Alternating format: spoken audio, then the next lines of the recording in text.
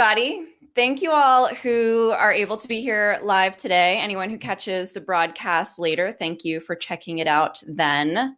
I am here today, so happy to be joined by Lauren Ritchie of the Dance Podcast. And we're going to go through, some questions and answers about her podcast and why she created it and all of that. But we'll also talk about her experience in dance. All very relevant things to all of you out there who are aspiring professional dancers or professional dancers. I think it's always useful and positive when we as dancers share our experiences in order to support those of you who are still in it, whatever capacity you're in it. So Lauren, thank you so much for joining me today. Thank you for having me. I'm super excited. And I'm excited to be on the other side for a hot second of asking the questions and answering the questions. Yeah, you're always the interviewer, I guess, huh? I'll try not the interviewee. Totally. So let's start with, tell us a little bit more about yourself, your story in dance, and all of that. Yeah.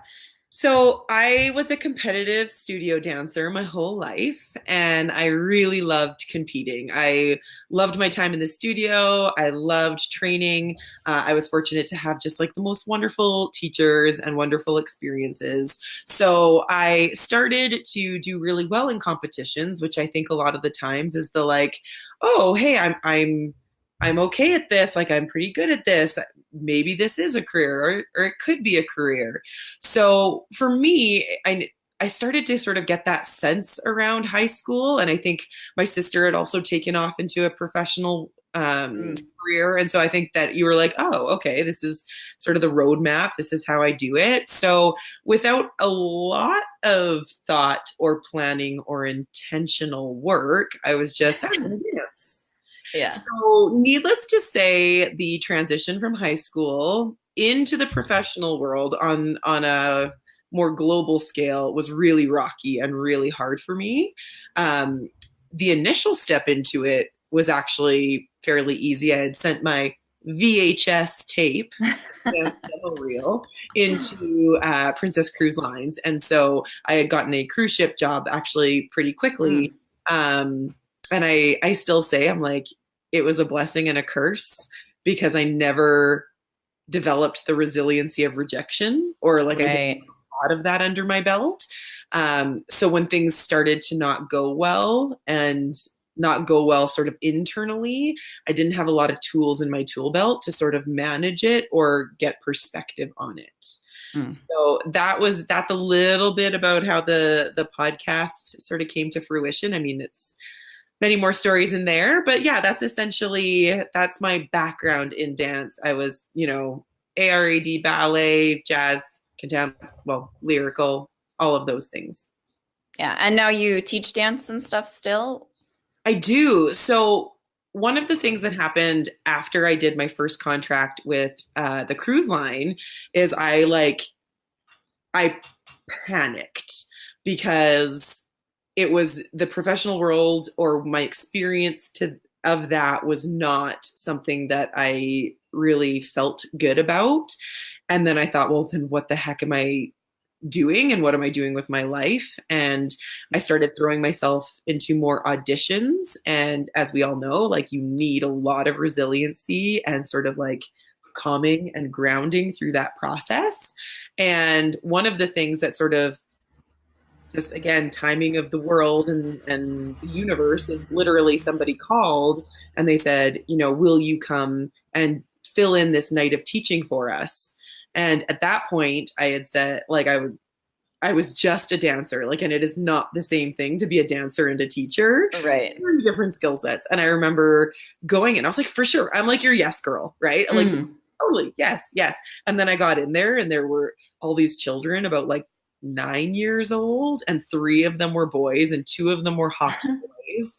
And I remember just being they're not listening. And so they said, they were well, why don't you come in and do some more? And I was just, no, I'm not a babysitter. I don't do this. And fortunately, one of the studio directors was a school teacher and mentored me on how to teach. And I fell in love with it. There was something about the process of sharing and connecting and then seeing like substantial growth, especially in kids, in a relatively short period of time, and feeding off of their energy of how much they loved it and how much they were in it. It just like, it sparked something that I do think was in me. I think there's like a natural teacher within me. But it became like this mini obsession on working with these dancers and then getting in and working with other dancers and learning how to like play with choreography again and play with this idea that I had my own artistic voice that I had never really explored. And so, yes, so I will always be a dance educator. It kind of shifts and changes how that looks, but that's something I've never let go of. And I truly, I didn't anticipate that to be such a big part of my career. That's awesome. Yeah. Nice. And what led you then to create the podcast? Pain. A pain point for sure. So one of the things that happened when I transitioned, and I mean, this will be something that I think will speak near and dear to a lot of your community, is that in my moments of panic in the professional world, I really started to focus on my exterior and my body, which I had never done before. I always focused on like the training and the feel goods and I was always rewarded for hard work. And generally, I only remember being just like accepted for my body and my physique. And when the challenges started to hit, when I started to question my spot and my place in the dance world, when my athletic identity of that like competitor started to rattle and shake, I started focusing on like what I looked like and the people that I was dancing next to. Like one of the girls who was my opposite, she's just coming off of the Moulin Rouge contract. So we're like the same height and she's about half of me. And so all of a sudden I started to get really rattled with this and ended up developing severe bulimia. And I say developing because it was just like this evolution of frantic thoughts and loss of control and perfectionism and all of those things that started to like roll down the hill, and they just got faster and deeper and bigger. And so by the time I got off my first contract, I had gained just a massive amount of weight. And that weight was just a symbol of the like internal turmoil that I was feeling. And so once I hit land and, some of these teaching opportunities came up, and I started to sort of, play with this idea of how do I bring dance back into my life? Because when you start to associate dance with all of this physical judgment and pain, it strips away your love of dance and just what it does to your soul and all the good things. I had like just taken that away from myself. And so I started on this journey of like, what does that look like? Along the same time, I started doing a lot of journey through like personal development. Who am I without dance? What are my interests? What am I curious about? Even this idea of teaching, like, why do I love this so much? And so through that process of personal development, I started just to like gather in all of these sort of tools and resources and ideas about how I could have been better set up to take on the professional world. And sometimes it's like just knowing about some of the gross realities that can present themselves. And other times it's just like straight communication 101, like you better learn it because this counts and this matters. So I'm like in university gathering up all my communication tools, doing a lot of personal development, getting my coaching accreditation, like all of these things that are opening up spaces that I feel, at least in my experience in the dance community, were missing. So this is where it started out. Originally, my girlfriend, Juliana, and we created Rise. And it was this like week intensive of dancing and personal development and having those conversations. And then when was that? That was like 10 years ago. Do you still do anything like that or Well, no? this is sort of how it transitioned is like, Yeah. it was amazing. But Right. at that time, especially when you're in your 20s and you're sort of like starting these new projects and families and all, Hmm. and marriages, it Yeah. was just like a timing thing. But Right. obviously, the idea was great because it had huge success. And then I brought it when I moved cities. I was like, okay, but how do we reach more people? And I had created this little dance lab series where I started to Skype in all of my friends from around the world to younger high school students in Calgary at the time. And again, it was like so great, but like you have to be in Calgary in the studio. And then from there, it was Right. duh. Like I love podcasts. One of my girlfriends has a great podcast, and she looked at me and was like, just do it. Buy a microphone. You have all the community and the connections. Just do it. And I just went home being like, yes, I'll go do that. And that's kind of how the podcast came to fruition. Awesome. Yeah, I think that as we've discussed, we have very similar paths into how we saw our platforms needed to be developed and then, how they actually came to be. And I think more of that is necessary. And that workshop that you talked about with personal development and dance, that's something that like I've thought about because I think that at the same time, like an in-person sort of situation like that would be very valuable to a lot of dancers. It it was like ahead of its time in a lot of I think respects. so. God, yeah, 10 years ago, definitely. Yeah, yeah. But we had a great community. And so like the classes were full, the week was full.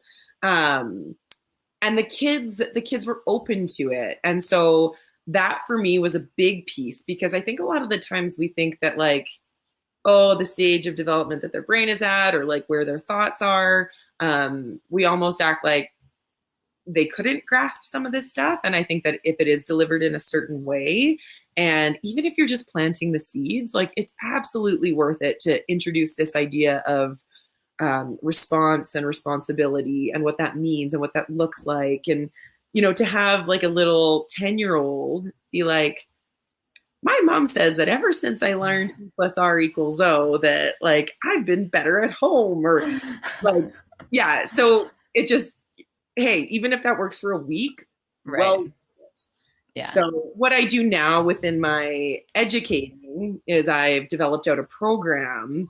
And so this is more like a September to June that I work with the students, and it incorporates all of these things. And I've done it for a couple of years now, and it works so well that I'm going back and I'm getting my master's so that I can like formulate a strong curriculum that I could share with others. Yeah. Because that's the thing with me too. It's like, it's only, I develop such a high from sharing and connecting and being able to be like, because I want to learn. I want to learn from other people. I want to hear their story. I want to hear their voice.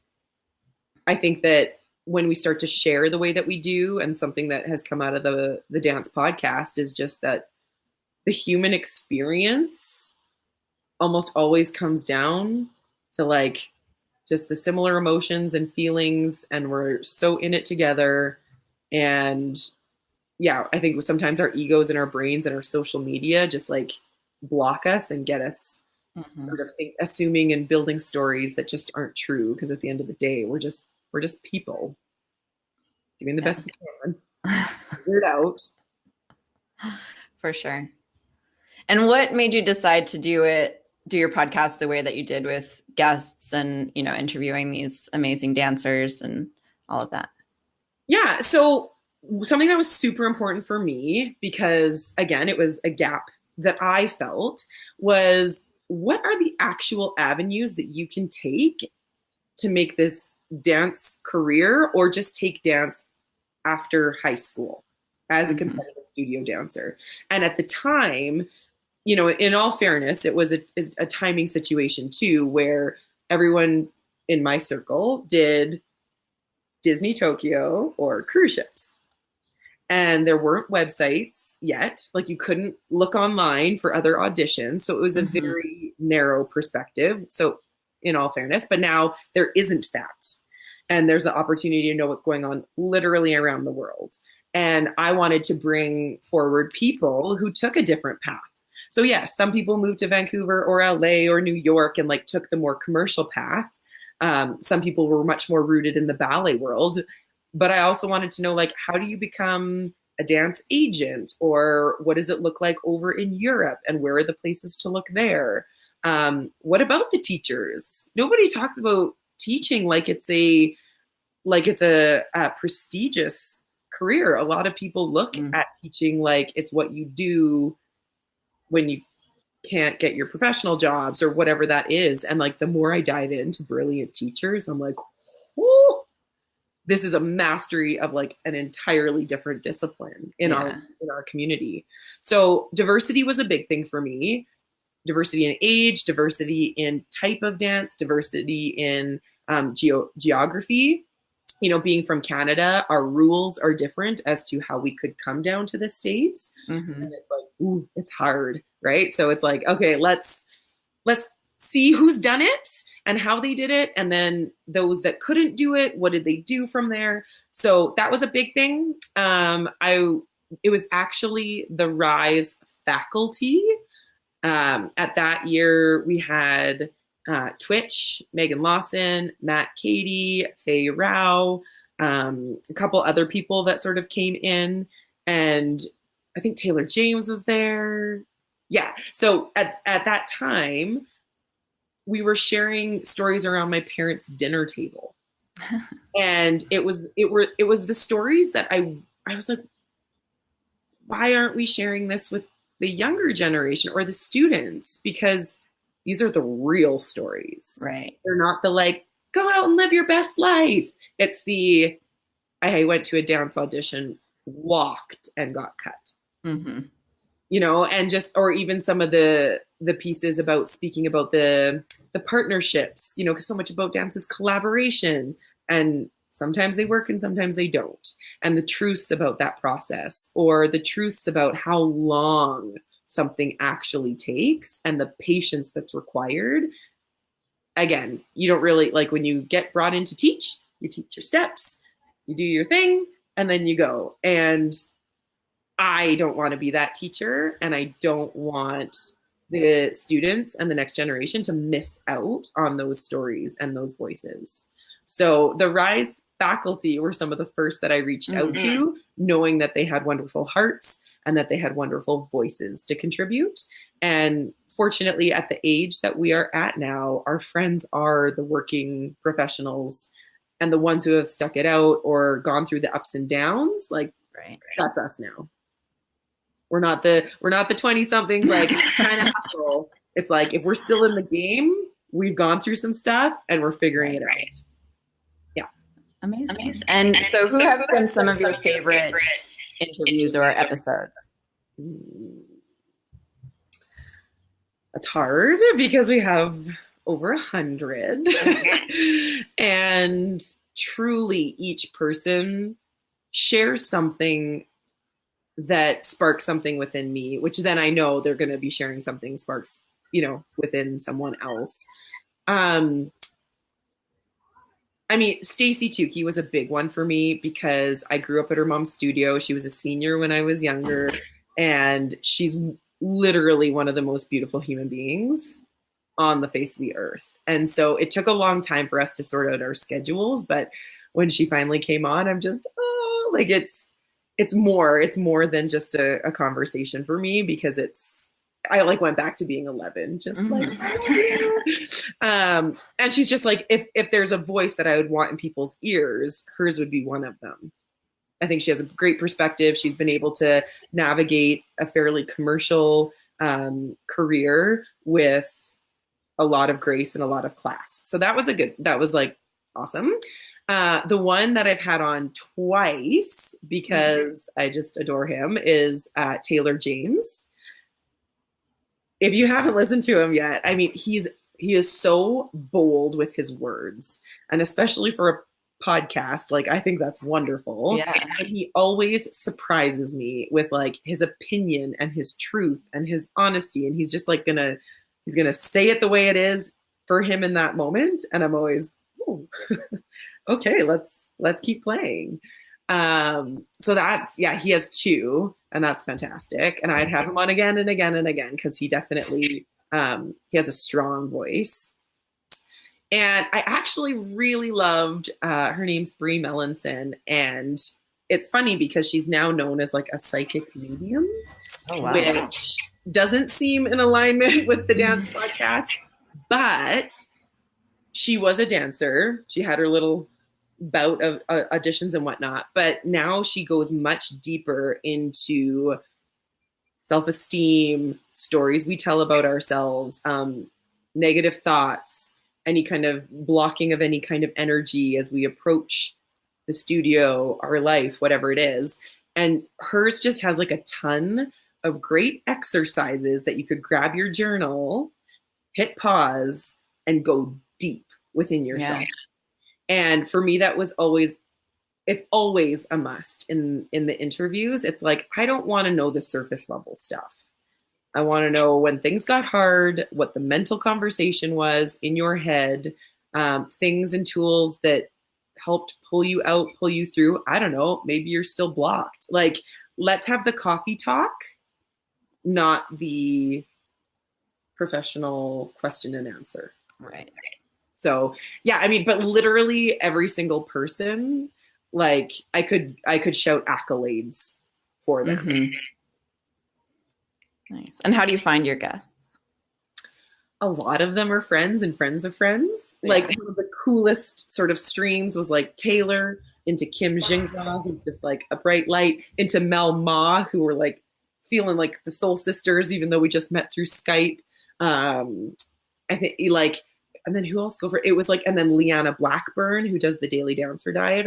She's like this gorgeous human. And it was just this like chain of awesome people. And that tends to work. Sometimes I just reach out and I have stalked people online because I think that like what they're up to is cool and I want to know more.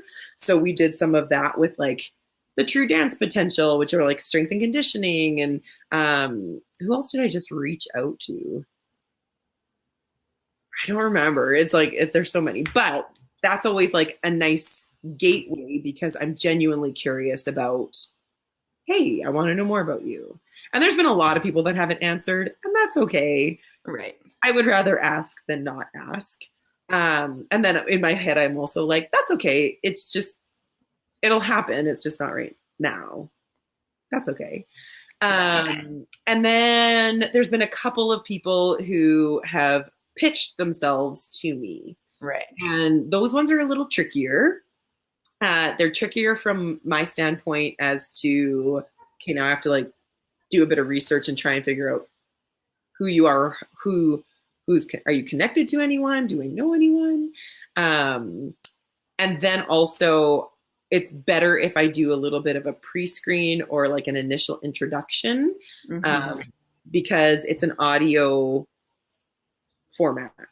And as much as we all have stories to share, which I truly believe we all have like a dance story and our stories all have value.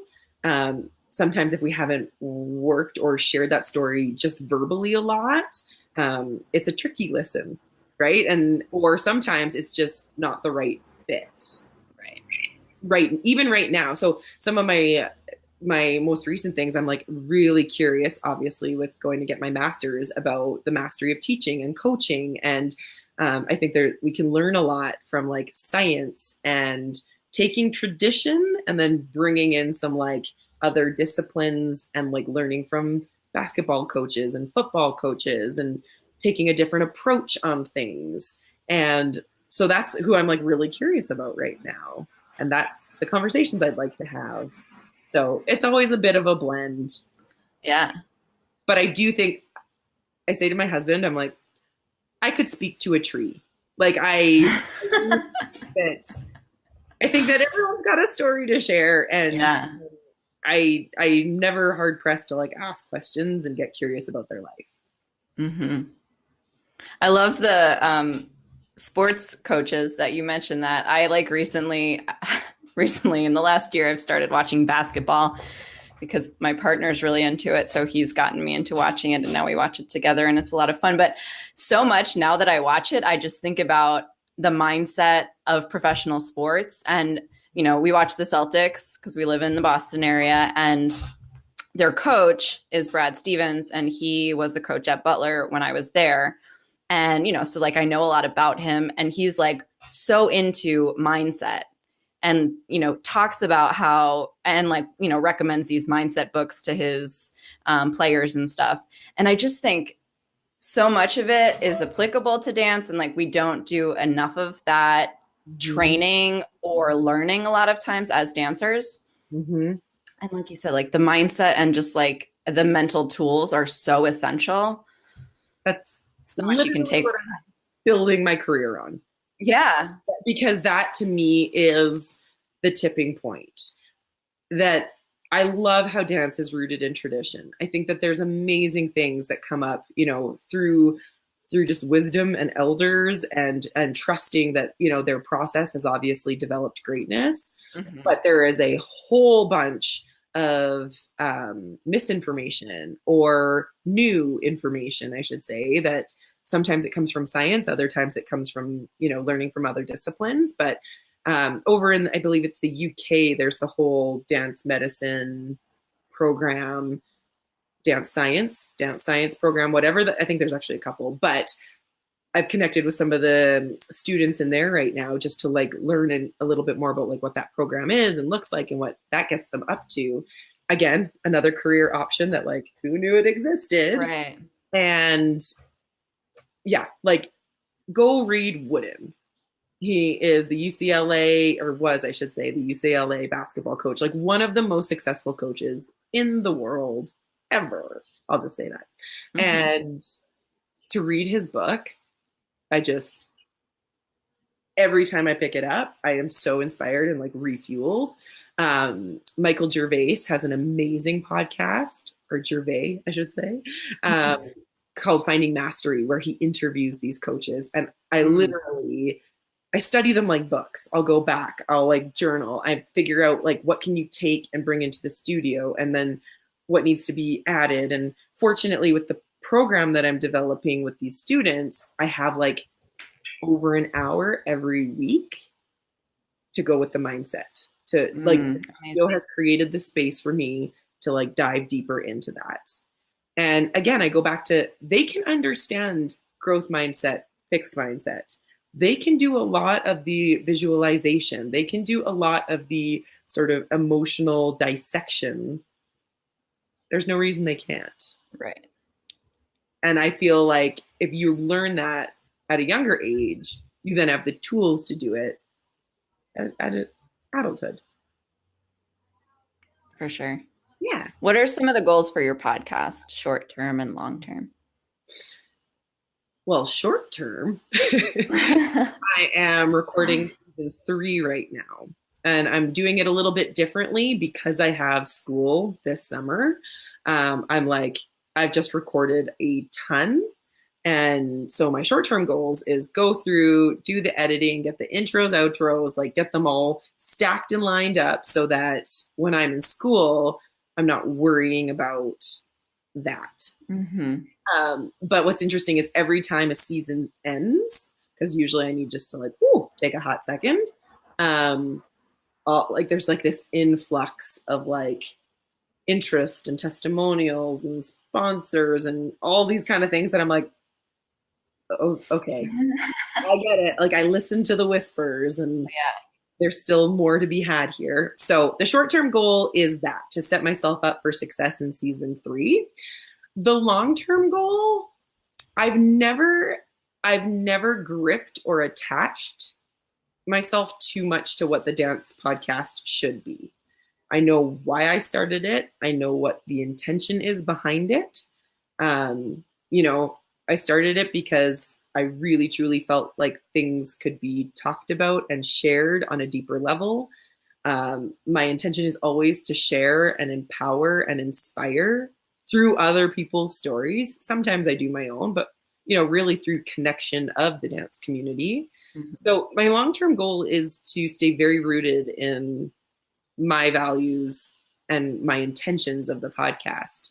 But I also recognize, like, you can't just interview commercial dancers or concert dancers every week. Like, this is such a big, big world. Yeah. And so, like I said, right now I'm like really curious about like people's teaching practices, and I'm deeply invested in sports psychology just on my own. And so of course that'll come into the podcast, especially the more I learn.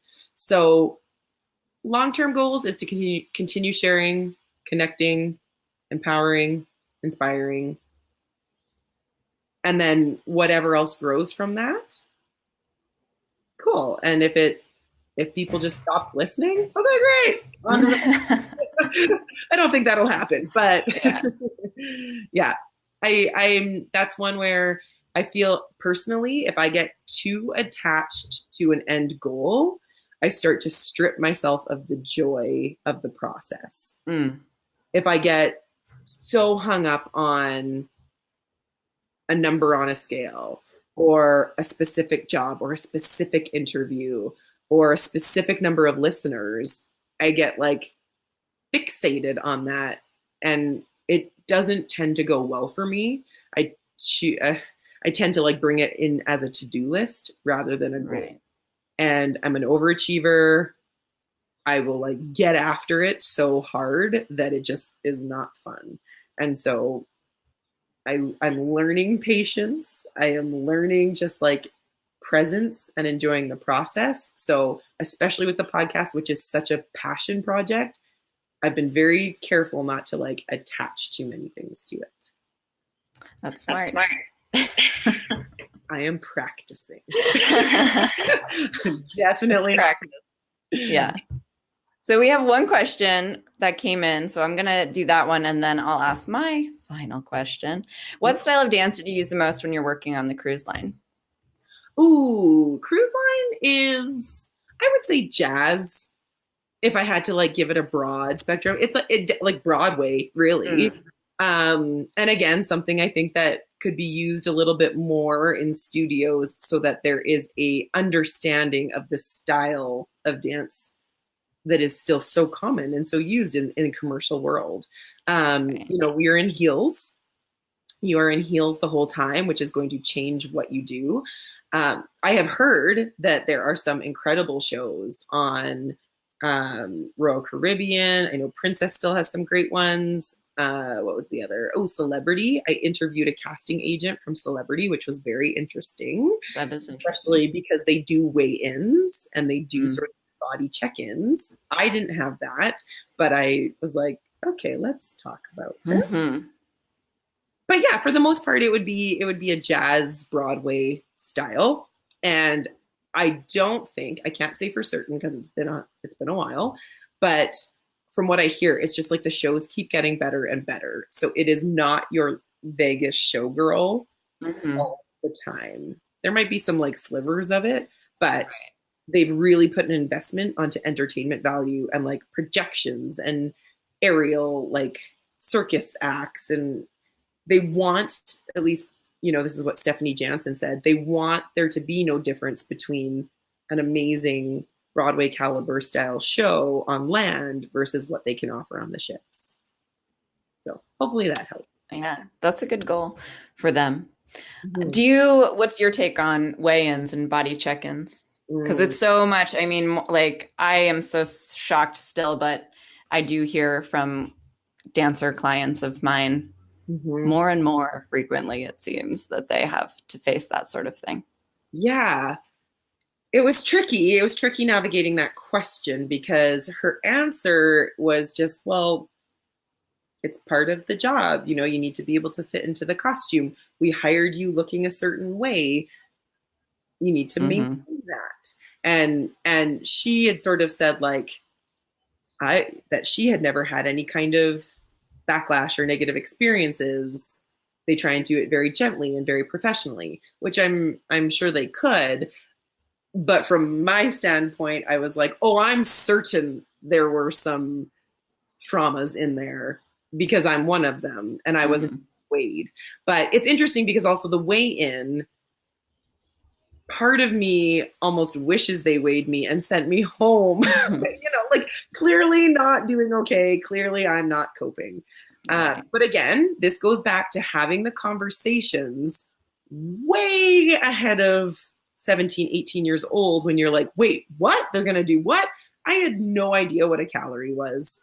I mean, I trained so hard that it didn't really, you could eat and have a lot of way. I don't know. For me, have the conversation about what that aspect is of the industry sooner. Yeah. So that when you accept the job, you understand, maybe with a little less emotion and a little less personal part in it, that this is going to happen, and that if you go up or down, like, it's going to happen. You're a female, your hormones are going to shift, your water retention is going to shift. It's like not a reason to panic. Some really nice, easy coping skills and healthy options, like maybe even working with somebody like you before they go, so that they just feel like they have a really good tool belt and that they're not going to panic and freak out in the middle of the ocean. In the middle of the ocean. Yeah. Quite literally. For sure. Yeah. So, I mean, I would love to be like, oh, you don't need it. Well, I think that there is a part of it that plays a part in their world, which you kind of have to respect. If you want to, you don't have to play that game. You do not have to play in the pool. So you kind of have to accept the terms and conditions and then learn how to bring your best in that, if that's something that you really want. Yeah. No, I think you're right. And I agree so much that it needs to be a conversation that's had in like a rational and intentional way at a much earlier age, because I think still too often, unfortunately, I mean, especially in ballet, there are a lot of teachers out there who still will just make these statements, sometimes directed at a specific person, sometimes just like as a general overarching statement about weight or body. And it's just so damaging long term if it's not like a real heart to heart or like, sensitive conversation to these young minds, that it just can go so wrong. Well, and for me, it wasn't even a teacher, which is the surprising part. I got hit like a ton of bricks because it was comparison that got me. It was looking left and right and being like, I don't look like that. I don't feel like I'm not dancing the way that I used to. I like a lot of ego where I was young, I was fresh out of competition. I was obviously really in like heightened training mode, feeling like I'm really good. And then it's just, nope, you're just back there in your track, all of those pieces.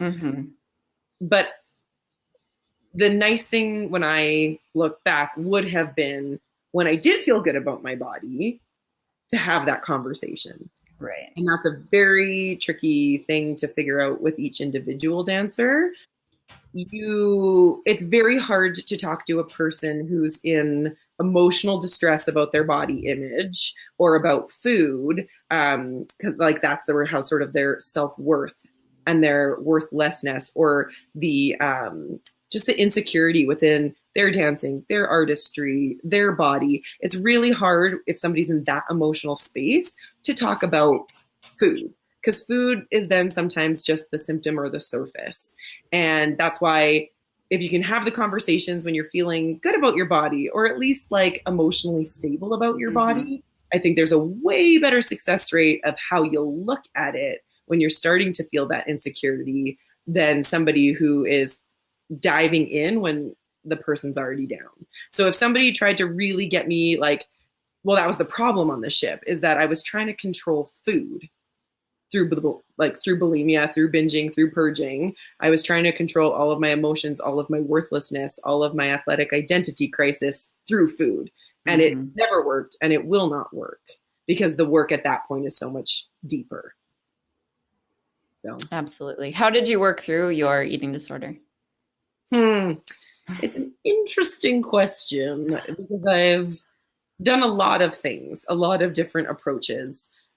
Bless her heart, my mom, I don't think realized how bad it was. And so when I got off the ship, we went to Weight Watchers. But again, that was a controlling the food, not addressing the deep stuff. Right. I had done a couple different, like a cognitive behavioral therapist, but I have a very strong head, and I was in that state of, I can do this on my own. I can do this on my own. I'm fine, which clearly I was not. But it was then a lot of just like control issues. And that's where I think I really was guided into personal development and sort of that like life coaching perspective, because it asks the questions that are a bit deeper. And I also started doing a lot of allergy testing. And I have a ton of allergies. I've had a ton since I was a baby, like all of your nuts, your milk, those have always been there.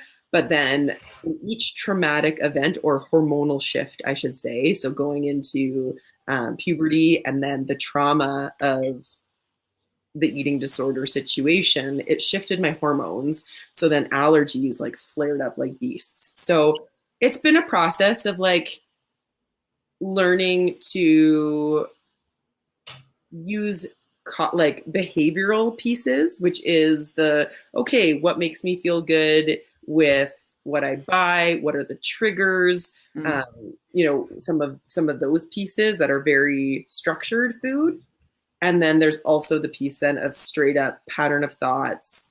I think that's partly why I was drawn into yoga and did my whole yoga certification, just to like find true presence and calm and just notice and like learn how to meditate, notice the thoughts, and be able just to like simmer down with some of that stuff, because it was so heightened, and it was always so panicky and future and past focused.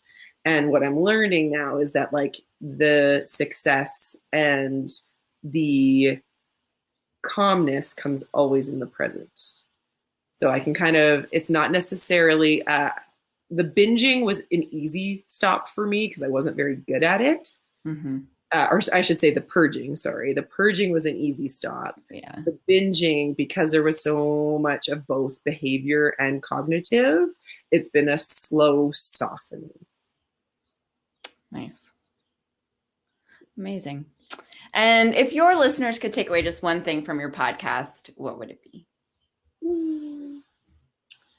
Probably what I had said earlier about inspiration and empowerment.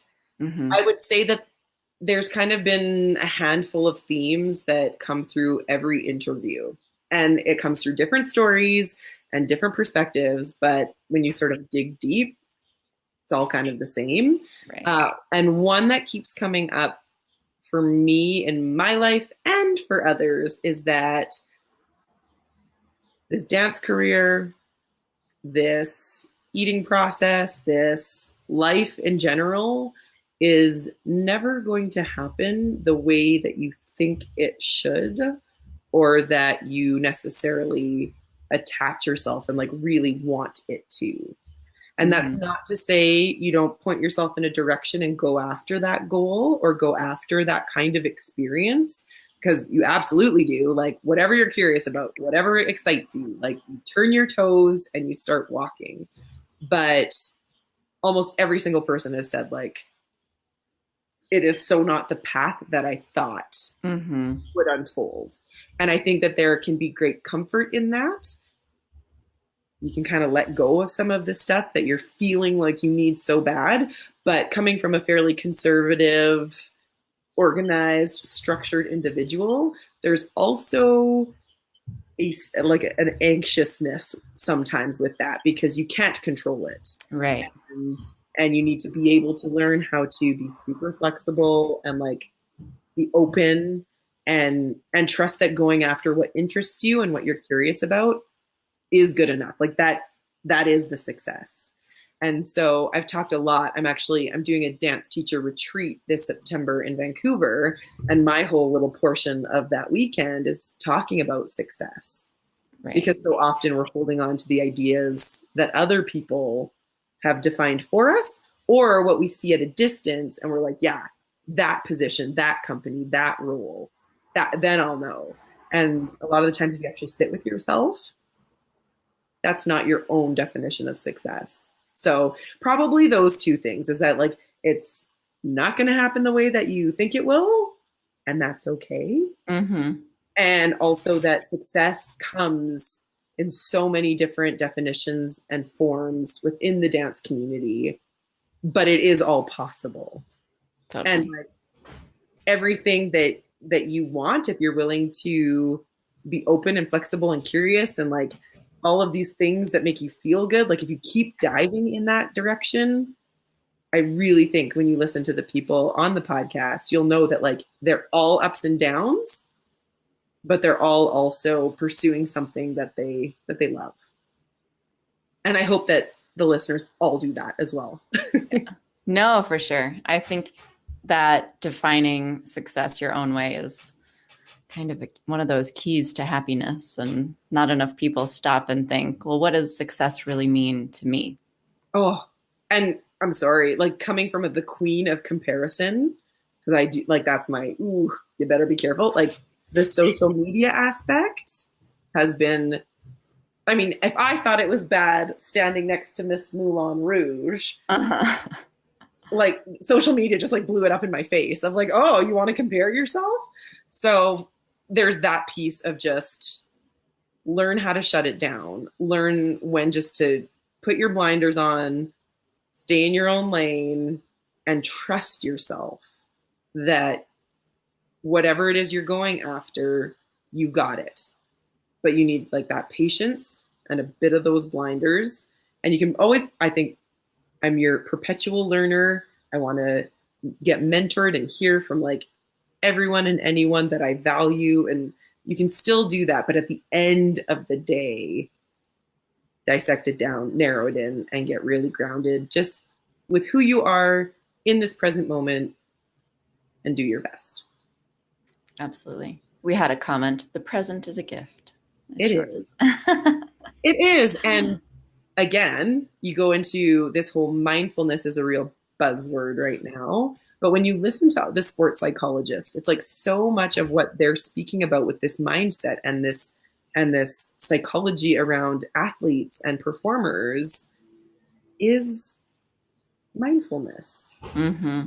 which again, I go back to this piece of steal from my yoga training, my coaching training, my life experience, my mess, like just keep gathering all those things because they do fuel you and make you your unique self.